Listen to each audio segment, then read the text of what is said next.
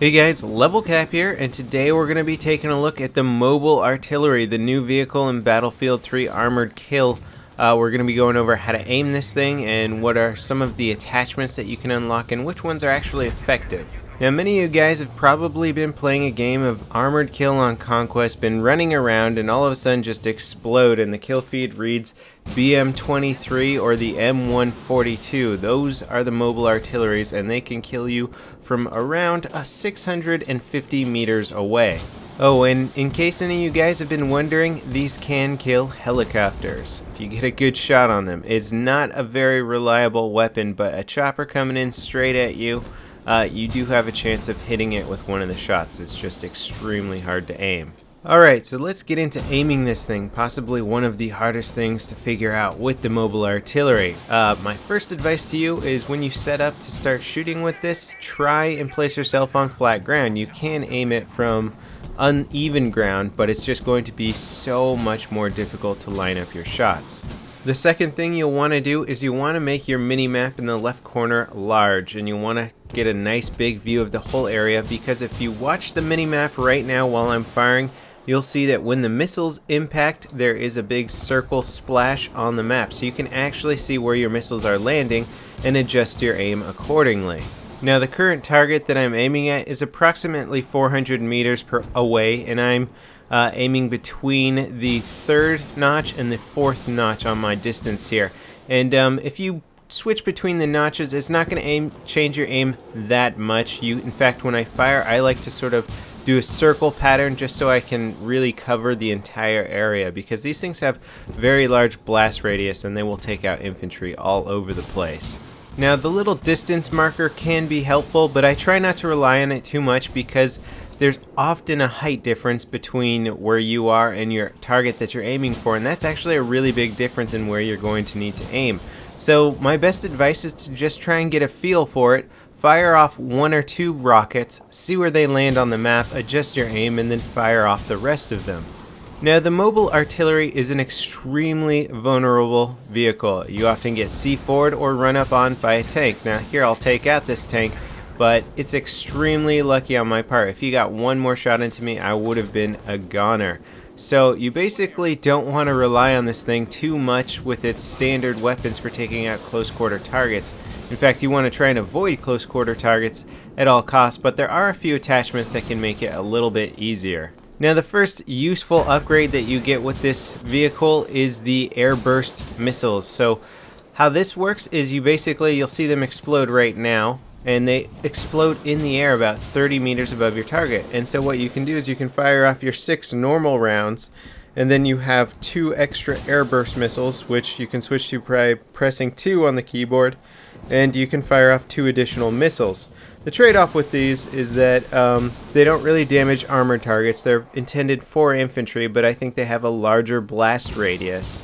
They will not, however, make splash markers on the map. So what you want to do is you want to fire off your normal missiles to gauge your distance to your target, and then you can fire off your airburst missiles after that, and you can even adjust with your airburst missiles to try and hit an infantry target that might be in a different location.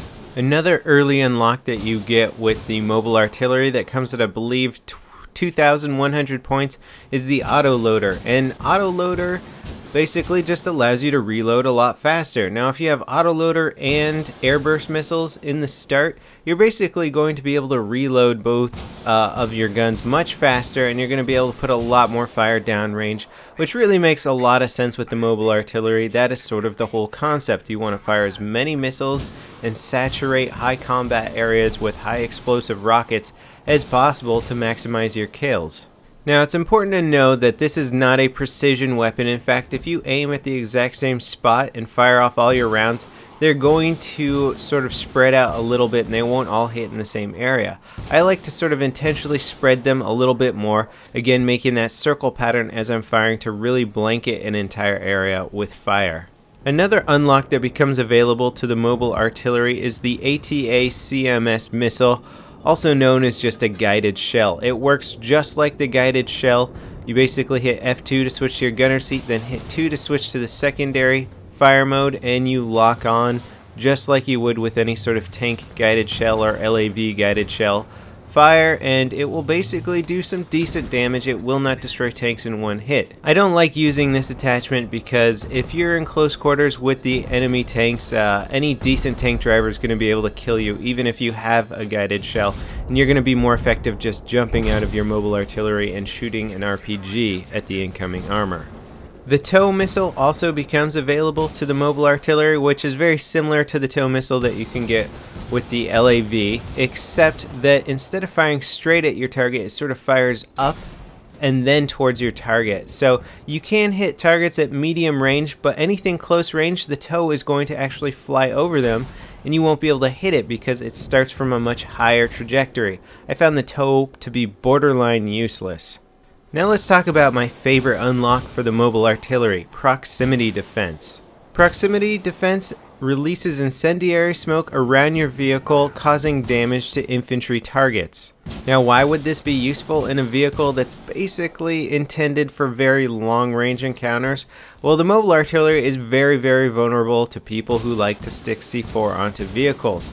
Now, a smart player will actually throw the C4 on the ground next to the mobile artillery so that the person firing off the payloads doesn't get warned by the little warning that appears on their screen that says hold R to pick up, which you can see right here, and I get C4'd. You know, you get very focused on long-range targets, you don't notice the guy sneaking up to throw C4 on your vehicle. Now, if you're actually using the mobile artillery in sort of a more remote location, then chances of you getting C4'd by the enemy are pretty high. However, once you equip proximity defense, you can now just hit X to deploy your countermeasure, and as you can see right there, I just deployed it, and it's a huge explosion of smoke and fire around the vehicle, which will kill any infantry, but it has to be very close.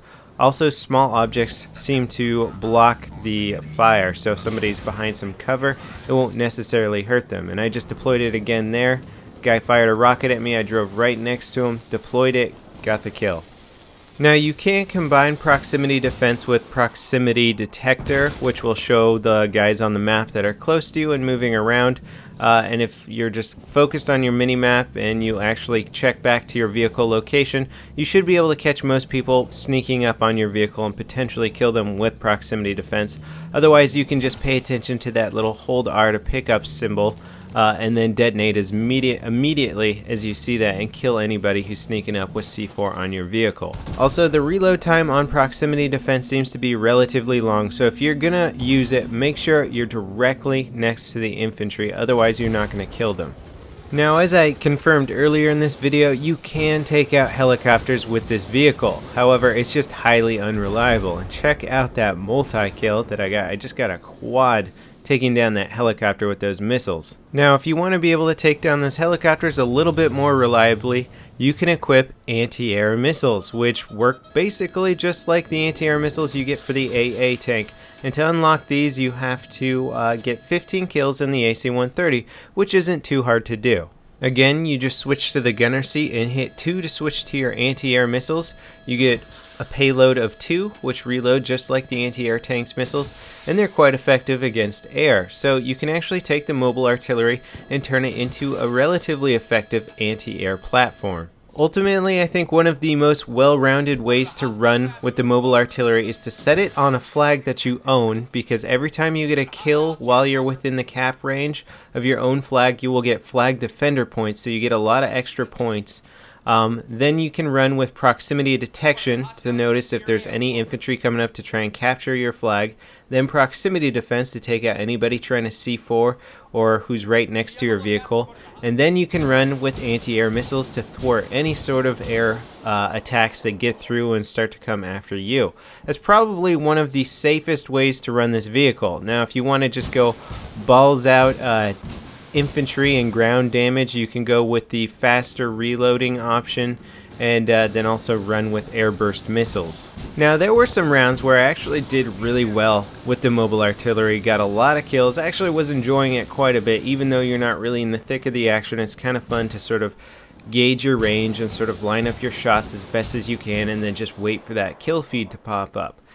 My problem with the mobile artillery in a game sense, a whole like balanced sense of game sense, is that it becomes available to you on conquest rounds. Now, The most effective time to use the mobile artillery is when your team is already winning. You don't have to worry about people sneaking past the lines and coming up to kill your tank, because you're basically only effective when you're shooting at targets that are not attacking you. You're shooting at targets far away that are not really aware of you.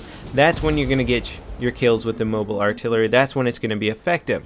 Now the problem with this whole thing is that it's only effective when your team's winning, and on top of that, when your team's winning, this thing is incredibly effective at basically base raping. When somebody only has 1 or 2 flags left, you can focus on just those 2 flags, shelling them with missiles non-stop, and just getting tons and tons of kills. It's very unfun for the enemy team. I've been on the receiving end of it, and you're just thinking like, wow, this is just absolutely stupid. This is terrible. I've even been on the receiving end where somebody like jumped out of a helicopter, stole our mobile artillery, backed it up. Then we had 2 mobile artilleries on the enemy team, decimating the 1 flag that we were trying to cap, or even our spawn location. It was just absolutely brutal.